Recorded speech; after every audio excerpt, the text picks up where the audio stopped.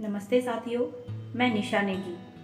Uttarakhand lecturer examination में जो भी लोग सेलेक्ट हुए हैं सभी को ढेर सारी शुभकामनाएं। और जिन लोगों का सिलेक्शन नहीं हो पाया, मैं जानती हूँ आप लोगों ने बहुत मेहनत की है। काफ़ी मुश्किल समय है आप लोगों के लिए, और ख़ासकर वो लोग जो बहुत कम नंबर से रह गए हैं। दोस्तों, सेलेक्टेड कैंडिडेट्स की लिस्ट आपने देखी होगी। उसमें एक भी ऐसा कैंडिडेट नहीं होगा जो कभी फेल ना हुआ हो। हर किसी ने फेलियर देखा है।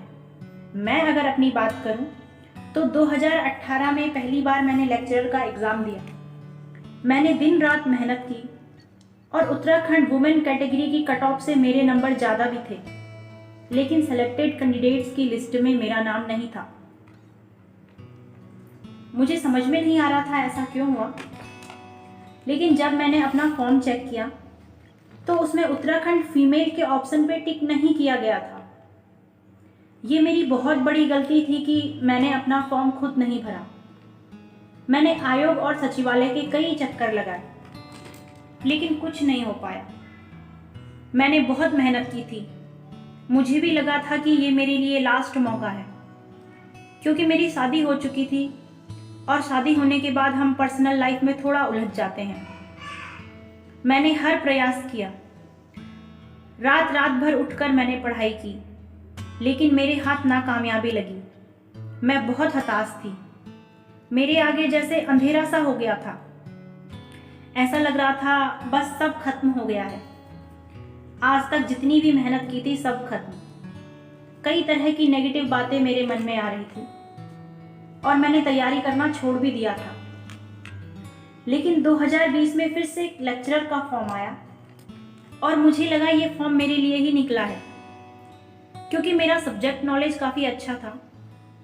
2014 में ग्रेजुएशन फाइनल के साथ मैंने विनर्स नाम से एक कोचिंग सेंटर स्टार्ट किया था, जिसमें मैं इकोनॉमिक्स पढ़ाती थी, और बाद में एक प्राइवेट स्कूल में भी मैंने इकोनॉमिक्स पढ़ाया था 11th 12th क्लास को।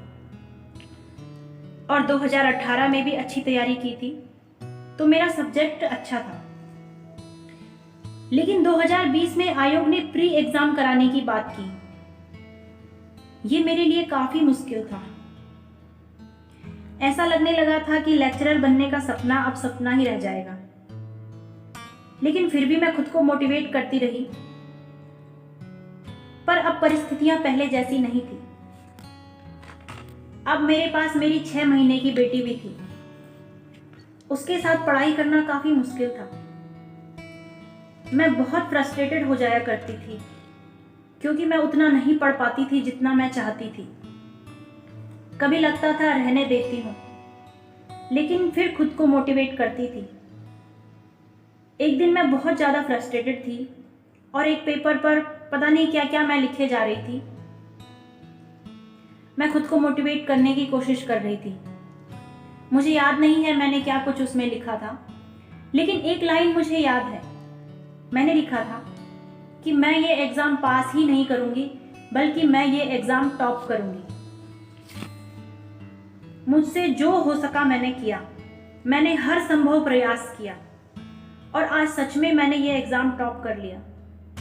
ये मेरा बाउंस बैक था दोस्तों। अब आपकी बारी है। जब मैं कर सकती हूँ तो आप क्यों नहीं कर सकते? अगर आप लोग यहाँ तक पहुँचे हैं तो आपकी जीत निश्चित है। सक्सेस आपके बहुत नज़दीक है। बस थोड़ी सी हिम्मत और दिखानी है। फिर से डटकर खड़े हो जाइए और स्वागत कीजिए अपने आगे आने वाली कई तरह की अपॉर्चुनिटीज़ का। आज आपकी मेहनत पीक पर है।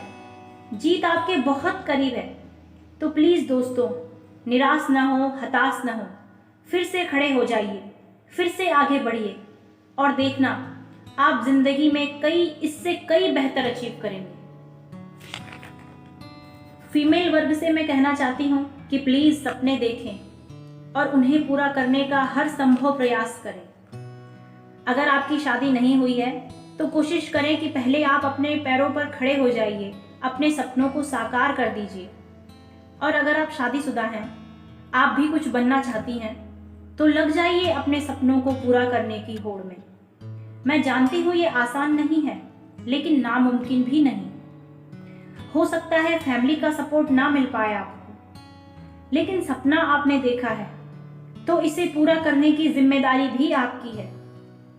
और देखना, अगर आप लग जाएंगे तो एक ना एक दिन फैमिली आपको सपोर्ट करने लगेगी, और नहीं भी करती तो वुमेन, मुझे ये बताने की ज़रूरत नहीं है कि आप में कितनी ताकत है और आप क्या कर सकती हैं।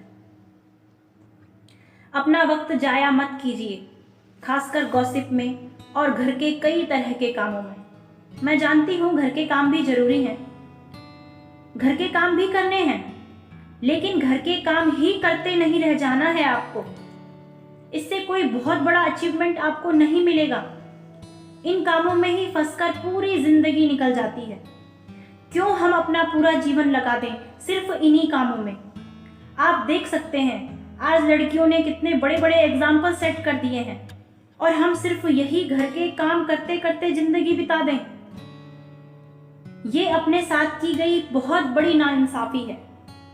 हम सुनते आए हैं कि औरतों को काफी कुछ सहन करना पड़ता है, कई बार आत्मसम्मान को भी ठेस पहुंचती है। ऐसा क्यों है? इसका बहुत बड़ा कारण है कि हम फाइनेंशियली इंडिपेंडेंट नहीं हैं। जिस दिन आप फाइनेंशियली इंडिपेंडेंट हो जाएंगी, आप आज़ादी महसूस करेंगी। तब भी आपको अपने सभी रिश्तों का सम्मान करना है, लेकिन तब आपको गलत के आगे नहीं झुकना पड़ेगा। प्लीज़ वक्त निकालिए, अपने व्यक्तित्व को निखारने का हर संभव प्रयास कीजिए।